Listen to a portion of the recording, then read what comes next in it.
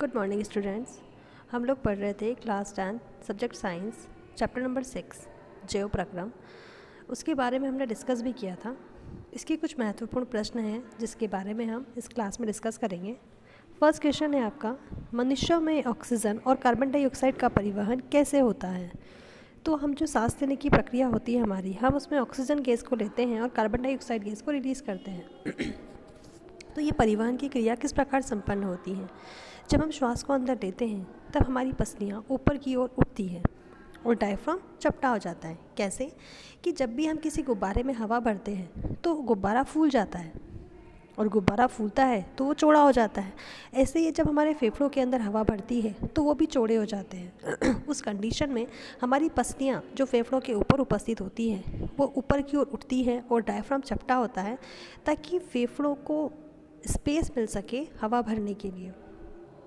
इस कारण से वक्षगुहिका बड़ी हो जाती है और वायु फुफ्फुस के भीतर चली जाती है। ये विस्तृत कोशिकाओं को भर लेती है। रुधिर सारे शरीर से CO2 यानी कि कार्बन डाइऑक्साइड को कोशिकाओं में छोड़ने के लिए लाता है। कोशिका रुधिर वाहिका का रुधिर कोशिका वायु से ऑक्सीजन लेकर के शरीर की सभी कोशिकाओं तक पहुंचाता है। हमारी जो कोशिकाएं होती हैं, जो श्वास नली है, आगे जाकर के दो भागों में विभाजित हो जाती है। इन दोनों भागों को हम कहते हैं श्वसनी। हर एक श्वसनी अपनी ओर के फेफड़े में जाके प्रवेश करती है और आगे जाके बहुत सारे भागों में विभाजित हो जाती है, जिन्हें हम कहते हैं श्वसनिका। श्वसनिका का अंतिम हिस्सा फूला हुआ होता है जिसे हम कहते हैं कुपिका। कुपिका के नीचे रुधिर वाहिनियों का जाल फैला हुआ होता है जिसके अंदर CO2 युक्त रुधिर भरा हुआ होता है। ये CO2 युक्त रुधिर श्वास नली से होता हुआ, मुंह से होता हुआ बाहर आ जाता है और जो ऑक्सीजन हमारी बॉडी के अंदर जाती है वो श्वास नली से होती हुई इन रक्त केशिकाओं के अंदर चली जाती है। इस प्रकार कोशिका वाले भाग में कार्बन डाइऑक्साइड गैस और ऑक्सीजन गैस का आदान प्रदान आसानी से हो जाता है।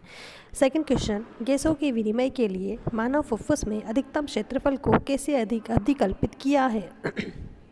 जब हम श्वास को अंदर लेते हैं तो हमारी पसलियाँ ऊपर उठती हैं और बाहर की ओर झुक जाती हैं। इसी समय डायफ्राम की जो पेशियां हैं वो संकुचित होती है और उधर की जो पेशियां हैं यानी कि जो पेट की पेशियां हैं वो शिथिल हो जाती हैं, जिससे वक्षीय गुहा का क्षेत्रफल बढ़ जाता है। और वक्षीय गुहा का क्षेत्रफल बढ़ता है तो फुफ्फुस को वायु प्रवेश करने के लिए स्पेस मिल जाता है, जिसके परिणाम स्वरूप वायु अंदर प्रवेश कर जाती है। मानव में वहन तंत्र के घटक कौन से हैं, इन घटकों के क्या कार्य हैं। तो वहन तंत्र यानी कि परिसंचरण तंत्र, तो हमारी बॉडी में जो परिसंचरण तंत्र के लिए उत्तरदायी घटक होते हैं वो हैं रुधिर और लसिका। रुधिर का कार्य होता है फेफड़ों से ऊतकों तक ऑक्सीजन का परिवहन करना। रुधिर के श्वेत रक्त कणिकाएं हानिकारक बैक्टीरिया, मृत कोशिकाओं और रोगाणुओं का भक्षण करना। वाहिकाएं और फाइब्रिनोजन नामक प्रोटीन रक्त में उपस्थित होते हैं जो रक्त का थक्का जमाने में हेल्प करते हैं। अगर हम रुधिर के बारे में पढ़ें तो रुधिर कोशिका 3 प्रकार की होती हैं, RBC, WBC और प्लेटलेट्स। इनमें से RBC का कार्य होता है ऑक्सीजन और CO2 का परिवहन करना और प्लेटलेट्स का कार्य होता है कि वो रक्त का थक्का जमाने में हेल्प करती है और WBC का वर्क होता है जो बैक्टीरिया हैं उनसे हमारे शरीर की सुरक्षा करना। तो ये 3 कार्य रुधिर के। इसके अलावा भी रुधिर क्या करता है, CO2 के अलावा O2 के अलावा CO2 का भी परिवहन करता है, विभिन्न एंजाइमों का परिवहन करता है, हार्मोन्स का परिवहन करता है, शरीर के तापक्रम को भी निश्चित बनाए रखता है।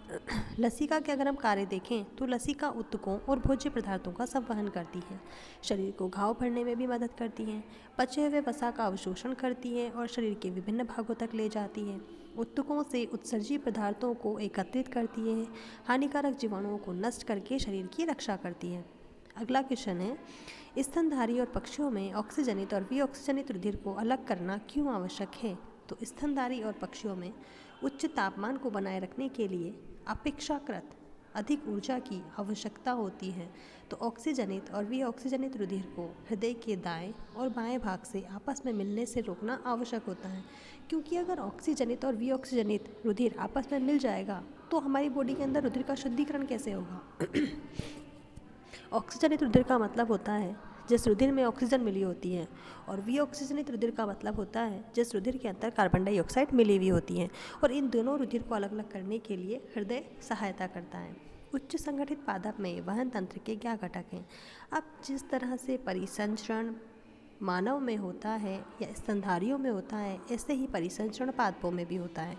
तो उस परिसंचरण के लिए उसमें 2 घटक होते हैं, एक तो होता है जाइलम और दूसरा होता है फ्लोएम, जिन्हें हम उत्तक भी कहते हैं। जाइलम उत्तक जो किसका वहन करके लेके जाता है, मूल रोम से जल को अवशोषित करता है और पादप के विभिन्न भागों में पहुंचाने का कार्य करता है। फ्लोएम ये भी एक प्रकार का वहन उत्तक है जो भोजन को यानी कि खाद्य पदार्थों को जो पत्तियों में बनता है वहाँ से अवशोषित करके और पादप के विभिन्न भागों में पहुँचाने का कार्य करता है। तो इस तरह से अगर पूछा जाता है कि पादपों में वहन तंत्र के कौन कौन से घटक हैं, तो 2 घटक होते हैं, एक जाइलम और दूसरा फ्लोएम। पादप में जल और खनिज लवण का वहन कैसे होता है, अथवा पौधों में भोजन और दूसरे पदार्थों के स्थानांतरण का वर्णन कीजिए। तो हम जानते हैं कि पादप में 2 घटक के वहन के लिए जाइलम और फ्लोएम। अगर हम जाइलम की बात करें तो जाइलम जल और खनिज लवणों का अवशोषण करता है जड़ों से और उसे पादप के विभिन्न भागों में पहुंचा देता है, लेकिन उसके लिए जाइलम में वाहिका और वाहिनिका उपस्थित होती है। जो वाहिनिका है वो छोटे पादपों में जल का संवहन करती है, जबकि जो वाहिनिका होती है वो लंबे लंबे पादपों में जल के संवहन करने में मदद करती है।